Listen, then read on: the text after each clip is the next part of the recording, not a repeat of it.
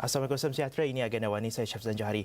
Pada malam ini kita akan bincang mengenai franchise gaya hidup sihat. Bagaimana sebuah franchise ini berdasarkan idea untuk mewujudkan gaya hidup sihat di kalangan masyarakat. Bersama saya ini ialah pemilik franchise Boost Juice Malaysia dan Singapura, Dr. Suraya Ismail. Selamat datang Dr. Suraya. Thank you very much. Alright. Jadi kita berbincang dalam bahasa Inggeris ya? Yeah. Alright. The idea of bringing Boost Juice, the brand, to Malaysia is originating from Australia, I believe. Yes, that's right. So Boost Juice is a brand that's been in Australia since the year 2000, and it was introduced by mother of four, Janine Ellis, and she built this brand in there. I was actually a management consultant prior to doing Boost Juice bars, and during my travels there, I was actually on a project in Australia and in Melbourne, and I was actually a passionate consumer of Boost itself. So every day I would have it for my breakfast or for my lunch, kind of thing. And it was actually when I was on my honeymoon, and I thought, you know, maybe I would like to kind of be an entrepreneur, have my own business. And I thought Boost was like a great brand that we could bring back to Malaysia. So that was how the whole idea of bringing Boost Let back. us understand about the idea of the brand, the idea of Boost Juice itself. How the founder come about? You know, she's a mother of four, and I heard that she's a full-time housewife. That's right. Well, at that time, she was. So, you know, for her, she'd seen... so you're talking about the year 2000 at this stage, right? So the wellness category was, in Australia at that time, was kind of like a few years behind the US. So when she'd been on her travels to the US, she kind of saw the juice bars kind of flourishing in the US at that time. And she came back to Australia and she kind of said, you know, when I'm out with my kids, I can't get a healthy fast food alternative, right? All she could see were all the kind of junk food, you know, fast foods for that. And so that's where the idea started for her. She goes, you know, I would love to kind of bring a juice brand that had a bit more, but with a bit more character as well. So she brought this kind of whole concept of like love life, you know, a healthy drink, but you love life, and it's all full of young people that would treat every customer as a, you know, as a VIP. That was her whole concept of what Boost Juice was. And the confidence to bring that idea and the brand into Malaysia. Yeah, so at that time when I was just going on my honeymoon, you know, I was starting to spend quite a lot of time in Malaysia, and I could really see that there was a gap in the market for healthy fast foods. This was 2.5 years ago? No, this was around the 2005 mark. This is when we started looking at bringing Boost in. Now, we didn't actually bring Boost in until like 2009. That's when we actually started the business. But, you know, I'm Malaysian. By citizenship, so I would always come back to Malaysia for my holidays and to visit my family and so on and so forth. And every time we went out, I kind of said, you know, there's a real gap in the market, and I could see that health awareness was really growing in Malaysia. You could see by the number of gyms and yoga centers at that time. Was the time. I just remember. Yeah. But then when we went out, you know, to the malls and so on, and all the brands, there was, you know, not so much of the healthy stuff. There was a definitive gap in the market. There was a gap. Yeah, and that was what kind of made us think, hey, just a minute, Boost is a great brand. It's a great product. As a consumer, I love it. I believe in the brand. I'm passionate about it. You know, and I do believe that whatever it is that I do in my life, I have to be passionate about it. It's not just about making money. It's about doing what it is that I enjoy doing myself. Introducing Boost Juice to Malaysians, that time, it was about 5 years ago. That's right. Was it a challenging one, or how was it accepted? Definitely, it was challenging in the sense that people didn't really know Boost, right? So we're talking 5 years ago.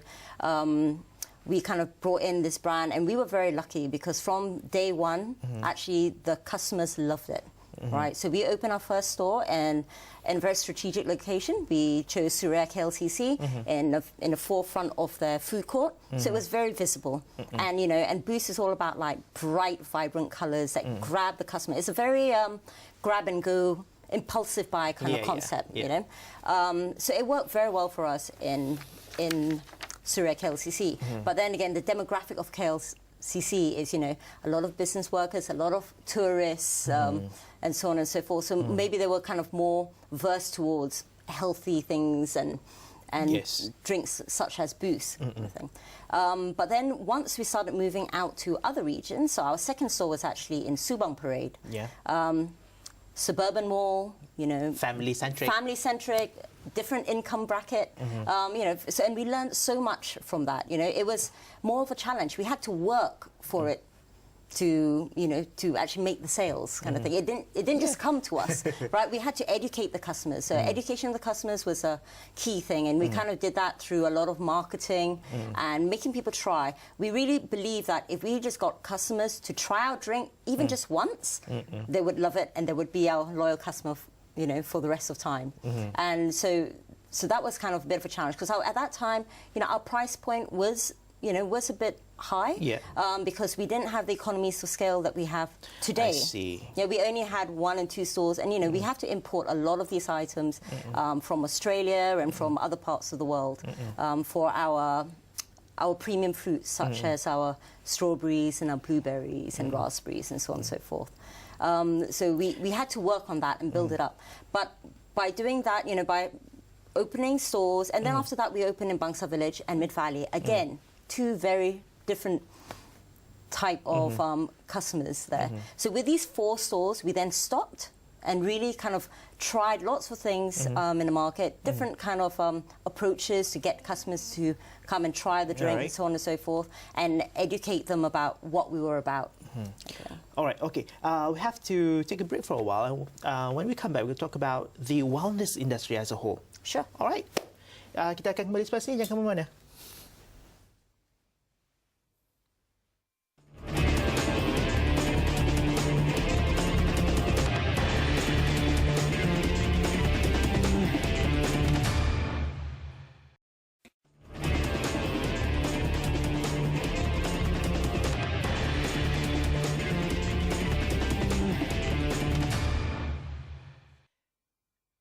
Bertemu lagi dalam agenda Awani. Saya bersama dengan Dr. Seraya Ismail, pemilik franchise Boost Juice untuk Malaysia dan Singapura.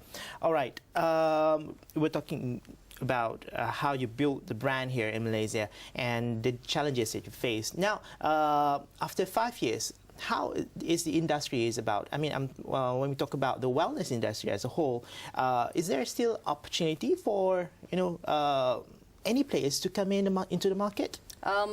Definitely, I think in Malaysia, I think it is still an industry that's in its growth phase. Yeah. I do think the awareness, I think the government is doing a lot of work as well to make people more aware of health and so on and so forth. And we can really see the trends have changed. I'm a cyclist as well, my husband and I. Really? And and when we used to start cycling 5 years ago when we were here, we'd go out to Ululanga, Genting Sampai and all this, and we never really saw that many. There were cyclists around, but not that many. As today. You go out there today, this Saturday, go there, and you will see, massive pelotons of groups of cyclists going up the hill.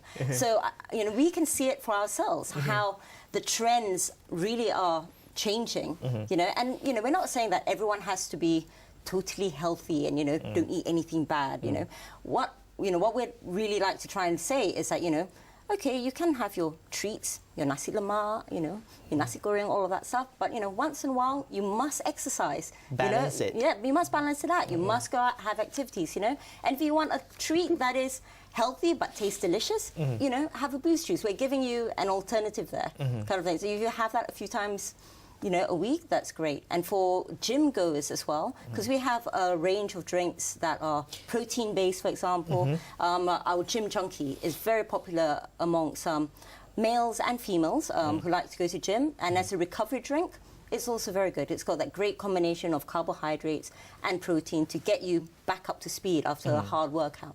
Okay. How difficult or what's the first step, let's say, if anyone, a franchisee, would like to open up one outlet in Malaysia? A Boost outlet? Yes. So the first step for anyone who's interested is to basically just send us an email to franchising@boostjuicebars.com.my. All right. You were saying that, and I have to agree with that. Juice, your brand is a bit premium and the outlets are located in premium spaces or premium locations. Bangsa, KLCC, what else? Mid Valley. Those are premiums, I would say. Yeah, not anymore though. Since we in the beginning we were kind of like more like that, but now today we have 34 stores in Malaysia, 6 stores in Singapore, but our 34 stores in Malaysia are scattered out throughout. So we have one outside Aeon Kepong, for example. So in by the supermarket there, we do find that now we have actually built the brand, and we have a lot more brand awareness just by virtue of the fact that we are in so many locations. Another thing that we did do late last year is that whilst everyone was actually increasing their prices towards the end of last year, we actually reduced our prices. Oh, really? Yeah. So what we did is that throughout the range? Throughout the range, throughout everything. So what we did was, because we were starting to get economies of scale, we had grown to a group so that we had more buying power, and we were importing things in bulk. And so what we did is that we just passed those savings right to the consumer, and now you'll see that our prices are actually very competitive. They're not actually as premium as they were. Our average price of medium or an original drink even is still under 10 ringgit. We are cheaper than a Starbucks, and you see how many people are out there drinking Starbucks. If you kind of compare us for like kind of like drink kind of from outlets, you'll see our price range actually now starts from $5.99 for a fresh juice. Yeah, and for us, obviously, we have a brand promise as well, where we have no added water, no added sugar. So what you see is what you get. So people who understand what it is that they're getting in their drink can see that we are actually well priced and actually relatively good value, because anybody who goes to the supermarket buys a load of fruit, if you want to make an apple juice, you just, at price of one apple in a supermarket is like 1 ringgit or more.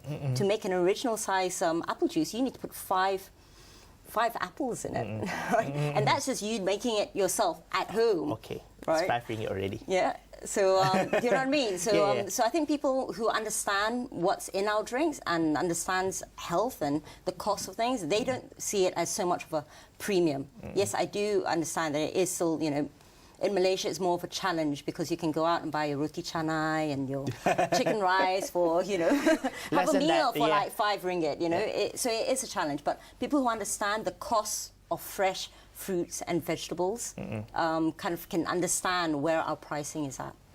What are the other avenue for the wellness industry besides the brand? Food? Yeah. In terms of for general? General. So I still think there's, I think overall health in Malaysia, I think there's still a lot that could be done for it. Promotion of just making things accessible for everyone to just be healthy. Kind of thing. So to make it easier for everyone to be healthy. To make it easier, exactly. So I mean, so we have some great spots. So like I was just at the Lake Gardens, which is now called Taman Botanical, at the weekend, and I could see they've actually just done some big developments there, and they're really starting to kind of make it easier for them. And I could see that there was actually a bigger crowd there since they've kind of like upgraded and improved some of the facilities for people to go there. If you go to any of our parks in Kuala Lumpur, for example, you will see that it is actually quite busy. But those are in the parks. How about the rest of the place? So for myself, like where I live, I would love to just walk down to my local shops. But you know what? There's no pavements. So for me to walk with my 5-year-old son or for my baby, it's too dangerous. So even I end up going, just for 1 kilometer away, I would get in the car to go there. Whereas if there was a pavement and it was safe for me to get there, I would certainly do that. So it's just making activity and health part of your everyday routine, and that will just encourage more people to just be more active, rather than from your home in a car to your office to a desk and so on and so forth. So in realization that there are more awareness about health, more health conscious people are, the health conscious community are growing.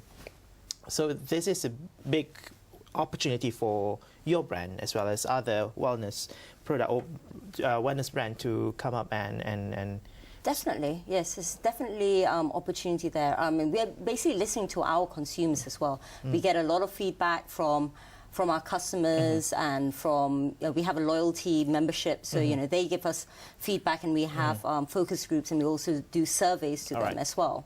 I think everyone is really looking for easier ways to do this. So we have also started participating in big sporting events. So earlier this year, we were a sponsor of OCBC, and OCBC is something cycling, OCBC cycling.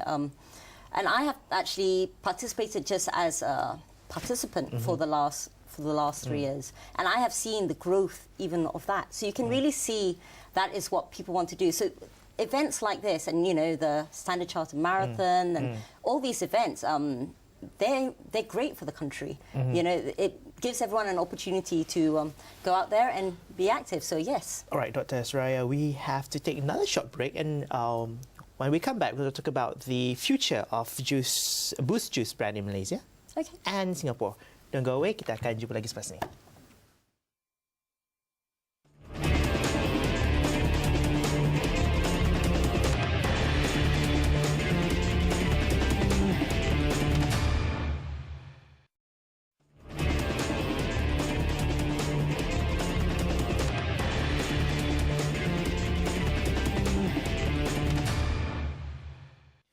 Lagi dalam agenda Awani, kita masih berbincang mengenai franchise gaya hidup sihat bersama Dr. Suraya Ismail, iaitu pemilik franchise Boost Juice Malaysia dan Singapura. Dr. Suraya, what is the future like for Boost Juice in Malaysia? Now you have 34 outlets. That's right. You know, actually, I think the future for Boost is very bright. When we first came into this market in 2009, we were actually just forecasting 20 to 30 stores. We kind of thought that was what the Malaysian market could take. But now that we're here, we can actually see that it can be a lot bigger than that. So even by the end of this year, we will see something like 45 to 50 Boost stores in Malaysia. And to be honest, I think we could easily double that with the way that we're going. And you started as your own. I mean, you open up, those are the earlier outlets were your own. Now you give franchisee license, and is this one of the what you call elements that helped Boost Juice brand to grow in Malaysia? It certainly assisted, but I mean, the reason that we first open up just company stores is that because Boost was a new brand, we felt that we needed to really establish it in Malaysia and make sure that we got all the boxes ticked. So we made sure we had the brand was built correctly, we had the supply chain sorted, so that we set ourselves up for growth. I see. You know, so that was our strategy, to, you know, build everything up. Now, we didn't really think we were going to franchise until we went to a Boost International Conference. Boost Australia have 200 stores, you know, 180 of those, 190 of those are actually franchise stores. And we met all these business owners, and we saw that the passion and devotion that they had to their business. And, you know, as we all know, kind of like manpower is always something that's a bit difficult or was a bit of a challenge for F&B. Because I thought, wow, if we could get business owners who were passionate about Boost and owning and running their own stores, you know, it would be great for us as well. So that was the reason why we thought, right, okay, we'll start franchising it. But we don't kind of limit our growth, or kind of like say that our growth is because of franchising, because our growth is what we foresee it. I see. Because of the market. It's at the market, exactly. And the leasing and selection of sites still stands with us as a company. So we still kind of select the locations. Now, if a franchisee comes on board and they apply and they are the right partner for us, which is very important because they're representative of the Boost brand and our, you know, the front face of it. If they're right and we can match them to an appropriate location, then we will basically, you know, allocate that site to them. How many emails have you received? I mean, requests? So even before we started franchising, so within the first 3 years, 2.5, 3 years, we didn't actually franchise. We already had over 250 requests for franchise, even before we started franchising. Now, you know, to be honest, you know, it's a couple new ones every single day. Oh God. Yeah. But we have to really take a look, understand the request, the person. Exactly. So we're very stringent on our application process. We do have a 14-step application process that someone has to go through, which also includes them spending some time in our stores. We are actually we're not looking for investors. We are looking for people who actually want to run and operate the store. As you grow, the challenge now is to maintain the quality. So Exactly. how's it going to be? So on our company side, obviously, we have our operating procedures. We have our mystery shoppers and our quarterly audits as well that we do on our stores, which are unannounced. But we also apply those to our franchise businesses as well. So everyone gets a mystery shop, at least once a month. Mystery shop? A mystery shopper. So we basically send someone out. There can just be any customer. It could be me. Yeah, it could be you. And they just go and, we have basically a questionnaire that they kind of make sure that everything's happening. Because, if the boss goes out to the stores, obviously everything's going to be perfect. Yeah. But what we want to see is what will a normal customer coming to the store, what will they see at different times of the day, and so on and so forth. So it's a mall that make sure every outlet runs smoothly. Exactly. Alright, thank you very much Dr. Seraya Ismail, pemilik franchise Boost Juice Malaysia dan Singapura, yang mana kita berbincang seperti tadi mengenai franchise gaya hidup sihat. Baiklah, sekian saja agenda Awani pada malam ini. Anda boleh hubungi kami melalui www.astrawani.com atau melalui laman media sosial kami seperti yang tertera. Saya Syafzan Johari. Assalamualaikum. Selamat. Thank you very much.